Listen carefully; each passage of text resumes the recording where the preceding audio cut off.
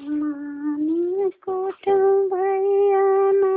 मान पीस होना भैया न मान कोट भैया न मान पीस होना भैया पहिली टिकरिया मोर भोजन होना भैया मोहमाही कुकुरा बिलरिया होना भैया मोहमाही गोरु चरवा होना भैया मोहमाही देवरा कालवाना होना भैया मोहमाही ननदा कालवाना होना पहिली फटहिलु गरिया भैया हमारा पखरुआ होना भैया मोहमाही गोरु चरवा होना भैया मोहमाही ननदा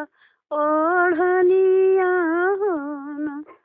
भैया मोहमाही देवरा भगैया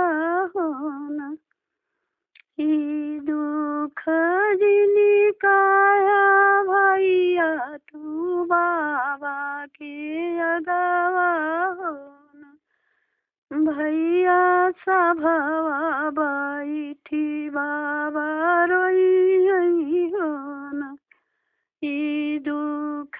जिनी काया भैया तू माई के अगवा होना भैया मचिया बैठी मैया रोई होना ई दुख जिनी काया भैया तू सखिया के अगवा होना सखिया खेलत कूदत सखिया रोई होना ई दुख जिनी काया भैया तू बहिनी के अगवा होना भैया है सोनी गमाने ना जई होना ई दुख जिनी काया भैया तू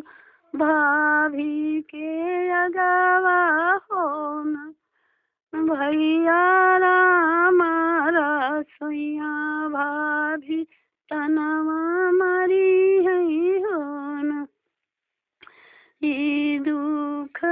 काया भैया अगुआ के अगवा होना भैया जना की है मोरिया गुआइया होना